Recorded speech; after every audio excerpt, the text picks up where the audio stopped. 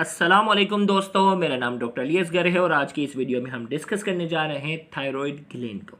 आज की इस वीडियो में हम थायराइड ग्लैंड के फंक्शन को भी हम डिस्कस करने जाएंगे, इसके स्ट्रक्चर को भी डिस्कस करने जाएंगे और साथ ही साथ उससे रिलेटेड डिसऑर्डर जो हैं वो भी डिस्कस करेंगे। और साथ ही साथ लेक्चर के एंड में आपसे पूछे जाएंगे कुछ इंपॉर्टेंट की पॉइंट्स जो कि एग्ज़ाम में एमसीक्यू बनकर आते हैं। तो उन तमाम की पॉइंट्स के जवाब सही देने के लिए इस लेक्चर को एंड तक आपने लाजमी सुनना है। तो इस लेक्चर को शुरू करने से पहले एक मरतबा आपसे रिक्वेस्ट करेंगे कि अगर आपने अब तक हमारे इस चैनल को सब्सक्राइब नहीं किया जो कि सिंध बोर्ड टीचिंग के नाम से है, तो काइंडली आज ही आप हमारे इस चैनल को सब्सक्राइब करें और साथ ही साथ बेल आइकन को लाजमी क्लिक करें ताकि हमारे अपलोड करदा तमाम इंपॉर्टेंट वीडियोज़ की नोटिफिकेशन आपको रिसीव हो सके। तो आइए हम स्टार्ट करते हैं। थायराइड ग्लैंड, सबसे पहले थायराइड ग्लैंड होता कहाँ है, लोकेशन की बात करेंगे। In human thyroid gland is located at the base of neck in front of trachea wind pipe. ये जो है ना हमारी नेक है ना, हमारी जो गर्दन है उसके फ्रंट पे पाया जाता है in front of trachea. Trachea जो रेस्पिरेटरी सिस्टम का पार्ट है जिसे विंड पाइप भी कहते हैं, इसके उस इन फ्रंट पे पाया जाता है। It is comprises of two lobe, इसके दो लोब होते हैं, बाइलोब एंड द इस्थमस, जिसे शॉर्ट कुछ अंग्रेजी में ब्रिटेन इंग्लिश में इसमस भी कहते हैं, टी एच को साइलेंट कर लेते हैं। दैट बाइंड्स टुगेदर, और इन दोनों लोब को ये बाइंड करता है। जैसे अगर बुक की मैं एक डायग्राम अगर आपको थोड़ा सा बताऊं, ये वाली अगर आप डायग्राम देखें तो ये जो पूरा स्ट्रक्चर नज़र आ रहा है ना, ये जो पूरा ये थायराइड ग्लैंड है, ये बटरफ्लाई शेप का है और बटरफ्लाई शेप में ये राइट लोब है और ये क्या है, लेफ्ट लोब है। और इसका जो बीच वाला जो पार्ट है, ये बीच वाला जो पार्ट है जो इन दोनों को जोड़ के रखता है वो इस्थमस कहलाता है, या इसे इस्मस भी कहते हैं। इस्थमस ये जो इन दोनों को क्या करता है, जोड़ता है। और ये छोटे छोटे पार्ट्स हैं, ये पैराथायरॉयड ग्लैंड है जो कि आगे आने वाले नेक्स्ट लेक्चर में हम इसको डिस्कस करेंगे। तो उसमें ये पैराथायरॉयड ग्लैंड वाले लेक्चर के अंदर ही ये बाकायदा डायग्राम बनी हुई है। तो यहाँ हमने इसमें कहा कि थायराइड ग्लैंड जो है हमारे जो वो दो पार्ट्स हैं, राइट और लेफ्ट, और दोनों को जोड़ने वाला जो पार्ट है वो क्या कहलाता है, इस्थमस जो है इसको जोड़ने का काम करता है। तो आइए हम बात करते हैं। It is comprises of two lobe, दो लोब हैं, बाई लोब इसलिए कहा, and the isthmus that bind them together, जो इन दोनों को जोड़ने का काम करता है। अब इससे हार्मोन कौन कौन से रिलीज होते हैं, hormones of thyroid gland. Thyroid gland produce three major hormones, तीन मेजर हार्मोन प्रोड्यूस करता है।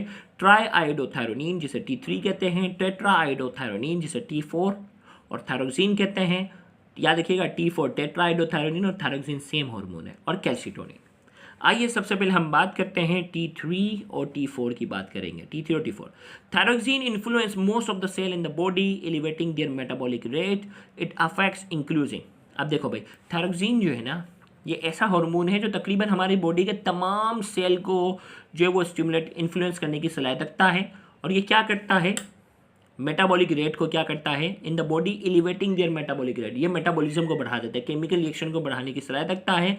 इट अफेक्ट्स इंक्लूड, इसका अफेक्ट क्या है, इंक्रीज ऑक्सीजन कंजप्शन, इसके अफेक्ट की वजह से जो सेल जो ऑक्सीजन इस्तेमाल करते हैं वो ज़्यादा इस्तेमाल करना शुरू कर देते हैं, हार्ट बीट को बढ़ा देता है। Stimulating the synthesis of enzyme that break down glucose and provide energy, और उन एंजाइम को स्टिमुलेट करता है, उनकी सिंथेसिस को बढ़ा देता है जो ग्लूकोज को तोड़ते हैं ताकि ग्लूकोज टूटे और एनर्जी ज़्यादा से ज़्यादा क्या हो, प्रोड्यूस हो।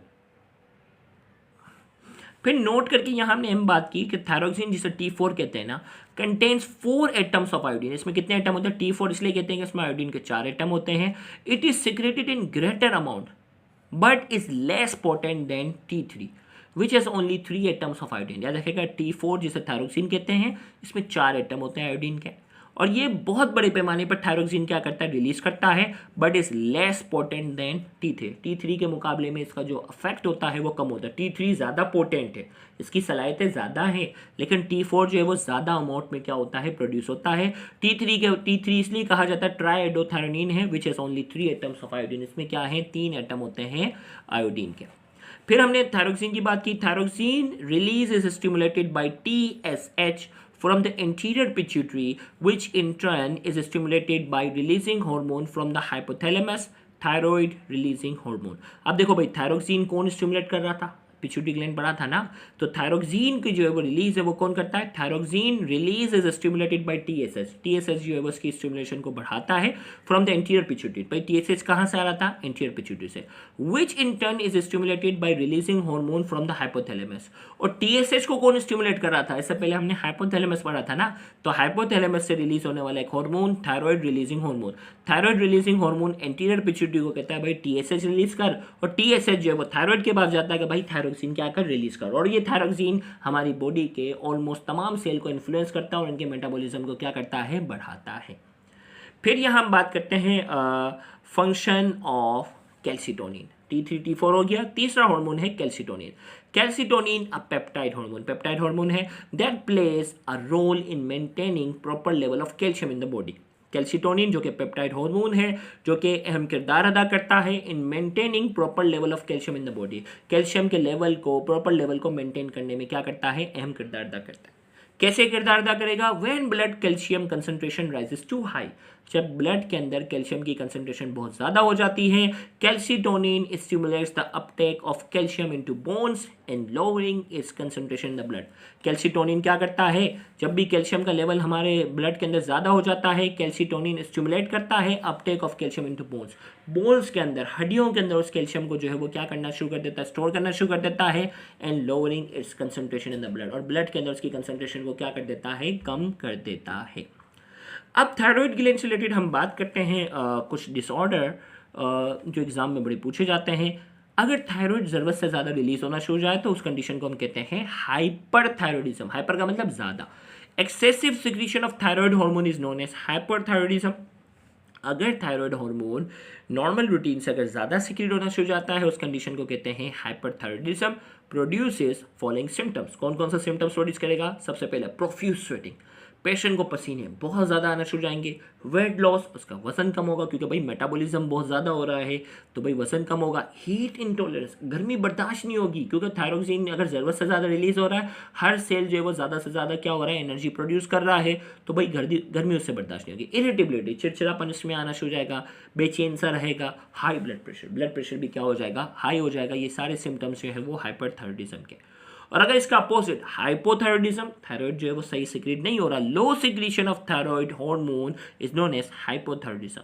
अगर थायराइड हार्मोन कम सिक्रीट हो रहा है उसे हाइपोथायरॉयडिज्म कहते हैं। प्रोड्यूसेस फॉलोइंग सिम्टम्स, कौन कौन से सिम्टम्स हैं, नंबर 1 वेट गेन, भाई पेशेंट वजन बढ़ना शुरू हो जाएगा। भाई लीथार्जी, सुस्त सा रहेगा क्योंकि मेटाबॉलिज्म वाली जो एक्टिविटी है वो तो कम हो गई है। कोल्ड इंटॉलरेंस इन एडल्ट, सर्दी बर्दाश्त नहीं होगी, बार बार भाई गर्मी के मौसम में उसे क्या लग रही होगी, बार बार सर्दी लग रही होगी। ये सारी जो है वो सिम्टम्स के हैं। अब कुछ डिसऑर्डर हमारे पास जो है वो थायराइड के और हैं। Cretinism, children born with hypothyroidism are stunted in their growth and suffer severe intellectual disability, a condition called cretinism। भाई क्रिटिनिज्म एक ऐसी कंडीशन है जिसमें बच्चे जो है ना, जो बच्चे हैं उनमें पैदाइशी तौर पर जो है वो थायराइड सही से प्रोड्यूस नहीं हो रहा, और अगर पैदाइशी तौर पर अगर थायराइड सही से प्रोड्यूस नहीं हो रहा तो सबसे पहले क्या होगा, are stunted in their growth, इनका कद जो है वो छोटा रह जाएगा।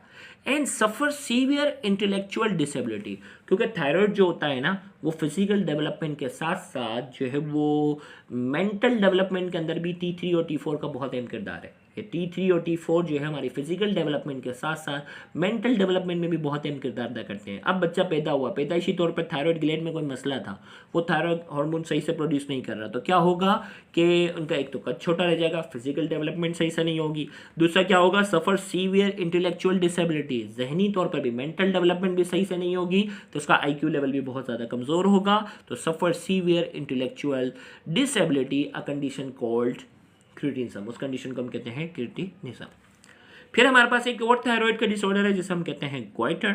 Enlargement of thyroid is called goiter associated with shortage of thyroid hormone caused by a deficiency of iodine in the diet। अब देखो होगा क्या कि भाई थायराइड ग्लैंड की इन्लार्जमेंट है ना, थायराइड ग्लैंड है ना उस वक्त गर्दन फूल जाती है ना, थायराइड ग्लैंड बहुत लार्ज हो जाता है, उस कंडीशन को कहते हैं गोइटर। अब ये गोइटर क्यों होता है, associated with the shortage of thyroid hormone, भाई इसमें थायराइड हार्मोन की शॉर्टेज होगी, caused by a deficiency of iodine in the diet. अब देखो डाइट है ना, कुछ जगहों पर कुदरती तौर पर जो हम आम पानी पीते हैं ना, अल्लाह ताला ने आयोडीन बड़ी पैमाने पर रखा है पाकिस्तान वगैरह में, लेकिन दुनिया के कुछ ऐसी जगह हैं जहाँ जो वो कुदरती तौर पर ज़मीन में आयोडीन शामिल नहीं है। तो ये आयोडीन शामिल ना होने की वजह से क्या हो जाता है कि उनका थायराइड ग्लैंड बहुत लार्ज हो जाता है और उस कंडीशन को कहते हैं गोइटर।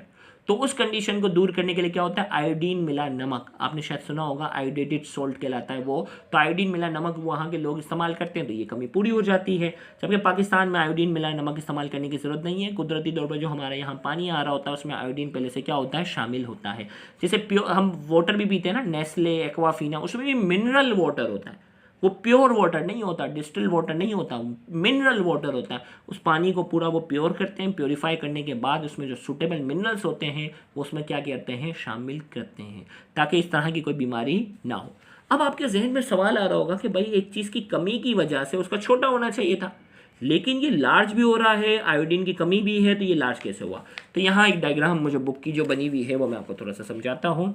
होगा क्या, देखो, हुआ ये था कि भाई हाइपोथैलेमस पिट्यूटरी पे आता है, पिट्यूटरी को कहता है भाई TSH रिलीज कर। ये TSH जो होता है, ये TSH जो होता है वो थायराइड को कहता है भाई अपने अपने हार्मोन रिलीज कर। अब थायराइड कौन कौन सा हार्मोन रिलीज करता है? T3, T4 और कैल्सिटोनिन। ये हार्मोन क्या करता है, रिलीज करता है। ये कहानी थी।